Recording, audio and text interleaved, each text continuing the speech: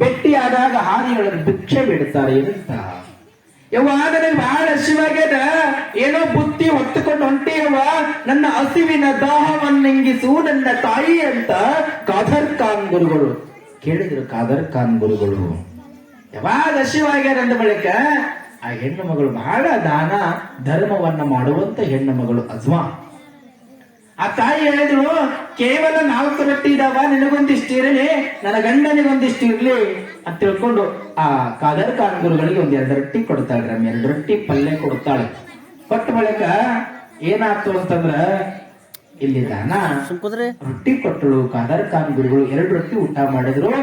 ಊಟ ಆದ ಬಳಿಕ ಏನಾಯ್ತು ಅಂತಂದ್ರ ಹೊಟ್ಟೆ ತುಂಬಲಿಲ್ಲ ಖಾದರ್ ಖಾನ್ರಿಗೆ. ಯಾವಾಗ ಹೊಟ್ಟೆ ತುಂಬಲಿಲ್ಲ ಅವಾಗ ಯವ್ವ ನನಗೆ ಹೊಟ್ಟೆ ತುಂಬಲಿಲ್ಲ, ಇನ್ನೂ ಹಸುವಾಗ್ಯದ, ರೊಟ್ಟಿ ಕೊಡು ಅಂತ ಕೇಳಿದ್ರು. ತಾಯಿ ಬಹಳ ನಿರಾಧಾರಿ ಹೆಣ್ಣು ಮಗಳು.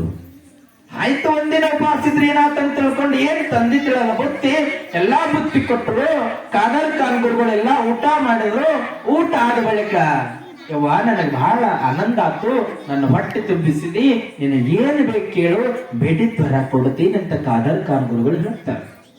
ಆ ಹೆಣ್ಣುಗಳು ಎಷ್ಟು ಚಂದ ಹೇಳ್ತಾಳ್ರಿ, ಯಪ್ಪ ನಮ್ಗೆ ಯಾವ ವರವೂ ಸಹಿತವಾಗಿ ಬೇಡ, ದಾಂಪತ್ಯದೊಳಗೆ ಭಗವಂತನ ಆಶೀರ್ವಾದದಿಂದ ಬಹಳ ಚಂದ ಗಂಡ ಹೆಂಡತಿ ಇದ್ದೀವಿ, ಮಕ್ಕಳಾಗದಿದ್ದರೂ ಸಹಿತವಾಗಿ ಸಂತೋಷದ ಜೀವನ ನಮ್ಮಿಬ್ಬರ ಜೀವನ ಅದ, ಇನ್ನು ಮುಂದಾದರೂ ಸಹಿತ ಚಂದ ಸಂತೋಷ ಇರುವಂತ ಜೀವನ ಕೊಟ್ಟು ಬಿಡು ಅಂತ ಕೇಳ್ತಾಳೆ. ವಯಸ್ಸಾಗ್ಯದ ಮತ್ತೆ ಇಟ್ಟ ಕೊಟ್ಟು ಬಿಡು ಸಂತೋಷದ ಜೀವನ ಅಂತ ಕೇಳಿದ್ರು.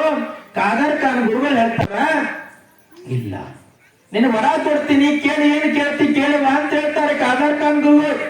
ಅವಾಗ ಹೇಳ್ತಾಳ, ಒಂದಿಷ್ಟು ದುಃಖ ಆಗ್ತದೆ ಹೆಣ್ಣು ಮಗಳಿಗೆ, ಯಪ್ಪ ಹೆಣ್ಣಾಗಿ ಹುಟ್ಟಿ ಬಂದೀನಿ, ಹೆಣ್ಣಾಗಿ ಹುಟ್ಟಿ ಬಂದೀನಿ ಅಂದ ಬಳಿಕ ಮಕ್ಕಳಿಲ್ಲ ಅಂತ ಹೇಳ್ತಾರೆ.